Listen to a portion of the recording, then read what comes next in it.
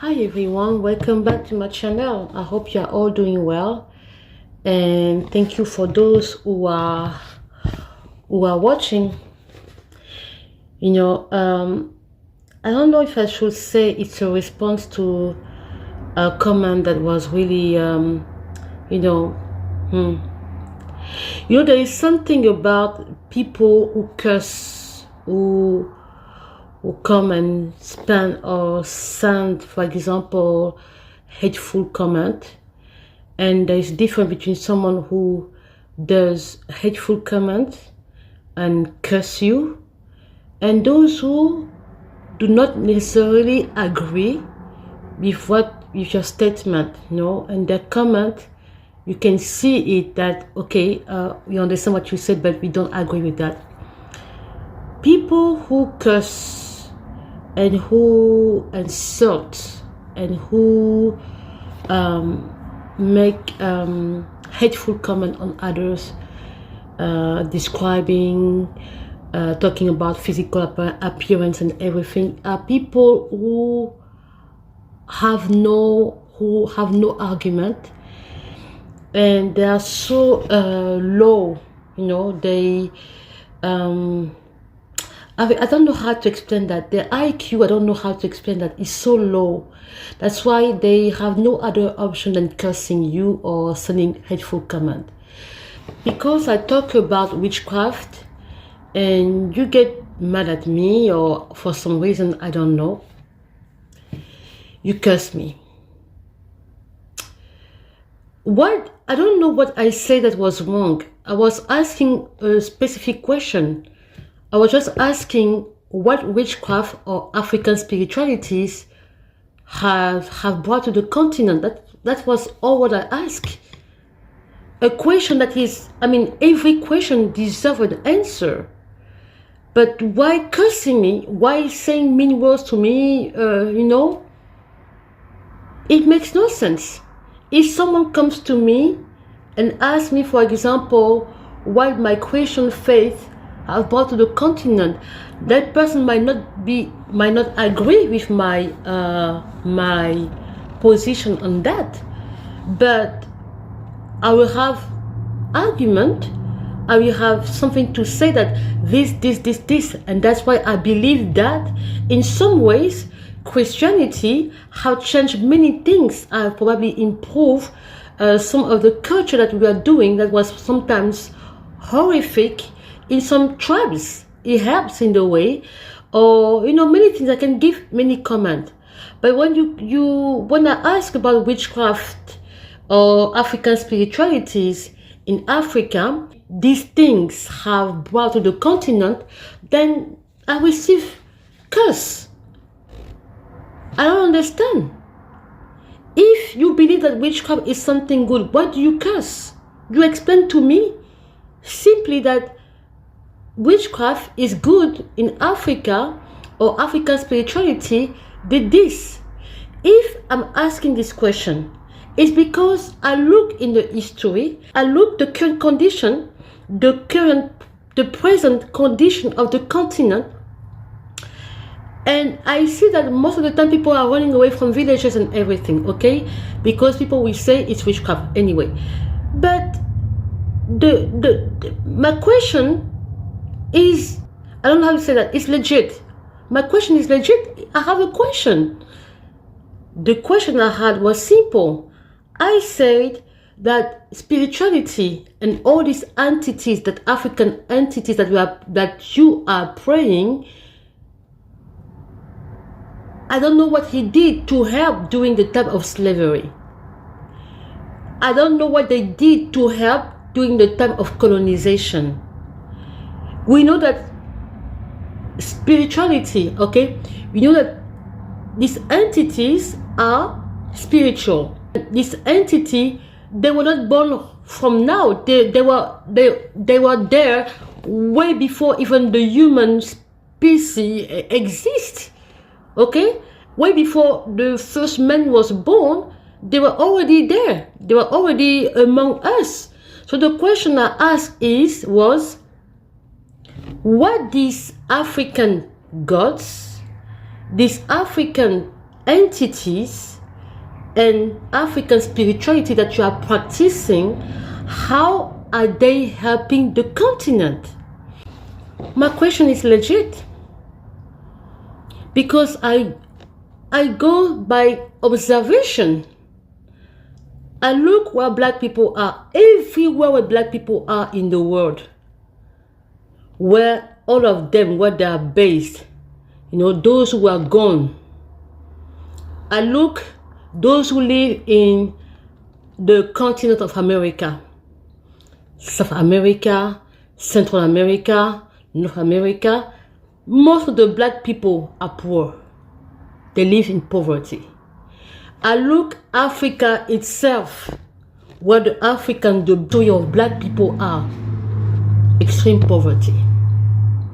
So the question I have is legit. I was just asking if the gods that you are praying, that you are worshipping, that you are still worshipping, the question was simple. Why they didn't do anything during the time of slavery? I say these deities, they could have made the ship sink. In some part of my village, my village, for example, there are people who say that in the Ogwe is like a big river in my country. The spirits of the river. Sometimes once the spirit is angry, he put people, and then he can make the little a little boat we do, and then he can make it sink.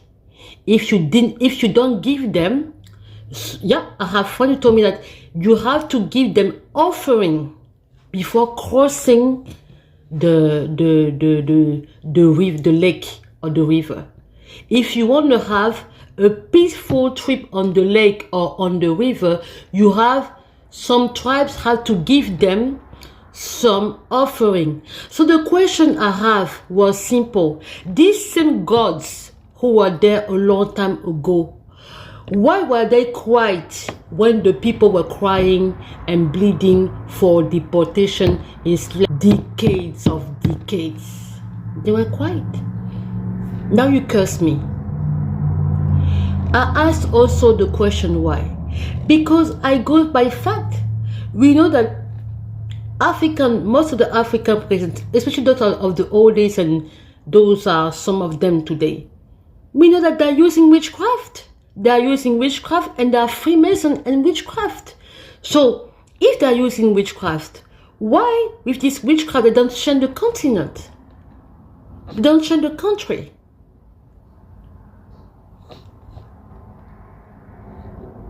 Third question again.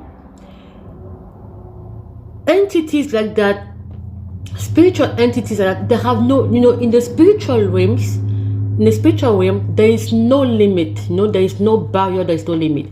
It means that our brothers, our ancestors who went to the other continent as slaves, these gods that they brought in their stuff, they could have helped them there to have a better life. Or they could have, saved them in a way. What happened along what happened? That's why I'm asking myself a question for the diaspora who are going back to Africa and who get initiated in African spirituality temples. The question I have for them is this one. You saw how this God did nothing for your ancestor. You saw it. They did nothing. But you take your 2 feet, you go back there. So if you go back there, I ask you for a favor. Can you ask this God, when you are going to initiate in these African spiritualities and temples, ask them, where were they when your ancestors were crying and were deported by millions in the ship for slavery? Ask them why they were quiet, okay? Why they didn't do anything about it. And please ask them also why Africa is in this situation. That ask them not to blame European on it, because they are superpower. They can do anything if they want. So ask them, okay? Ask them why colonization has worked so well in Africa. Okay? And then also, no, you have to be honest on that. Huh? If it's helping you, good for you. But I don't see how it's going to help you. Because there's something I don't know. I talk for fact, you know. I've never seen witches coming in my country say, oh, be careful. We warn you. God is angry about this in this nation. I never heard one of them saying that. But I see many Christians who, when they seek God's face, they come and they tell you, nation, they talk to the nation, and they say, we have to repent because God is angry about this. Or I even saw those who will tell you, we have to pray because if we don't pray, the presidential election in this country, we have blood. Or I even saw those who went to see presidents of African countries to talk to them and say, you have to change the way you are leading the country. But I've never seen witches coming on TV and say, please pray for the nation. Never saw. Now, my question was legit or not? I'm just asking you what witchcraft and African spirituality have made to the continent. Some people say, oh, but they don't like new structure or modernization. This is even evil. If what you say is true, then it's evil. Because the idea of making new structure, of building hospital, is to make people's lives better. So if these entities don't want us to build, to improve the condition of living, then I have a question about what kind of God you are praying.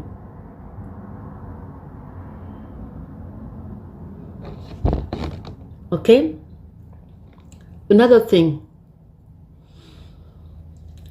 You say, I mean, I'm talking for fact, and I'm talking not by emotion. It's because I've been observing, and I'm so fed up of this nonsense. Okay? People hate Christianity, no problem. People hate Christian, no problem. Even though they do not want to accept that Christian did great things in other countries, okay? Only in Africa, people are brainwashed because they mix witchcraft and everything. But anyway, the thing is what? People hate Christian, saying that, okay, we are praying a European God, and which is completely false, by the way, but European brought the Bible and this and this and this. No problem. There is a part of reality in it. It's like of truth. It's like people have used the Bible for the wrong thing. But you say that we, the black African, who are praying the white people gods, we are sent out, or if I don't know how, all these words that you are using. But I have a question. Today I see many white people. There are many, for example, many white Americans, for example, white people in general, from America, from Europe, who are now getting initiated in African spiritualities. Yeah. I'm talking to the diaspora, because diaspora, you don't know that, because you go to get initiated in the temple of these people. Just know that they are initiating white people there. So your answer, you say that people say that we, the black African who are praying Jesus or praying God, we don't, But it's interesting because now white people are doing your African traditional spirituality. It's no longer something, what happened. And then when you ask them the question, like you ask these black people who are initiating them, then how come now white people are doing African spiritualities? Because you see the African who are believing in Jesus or praying in churches, we are completely lost. And then they respond to you that the response is spirituality is universal. This is the answer. So for us who are praying Jesus, we are set out. But white people are coming to do our African whatever you do, it's about spirituality is universal.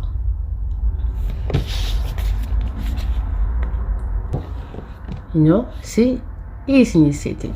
They do initiation of Bwiti. Bwiti is a type of traditional spiritual stuff, and I talked about it before. They use an orange plant that we call iboga, and they say that iboga makes you go to another world. And you have seen it in the movie Black Panther, where when T'Challa is going to meet his father. For us, it's a plant that you use to drink, okay? And if the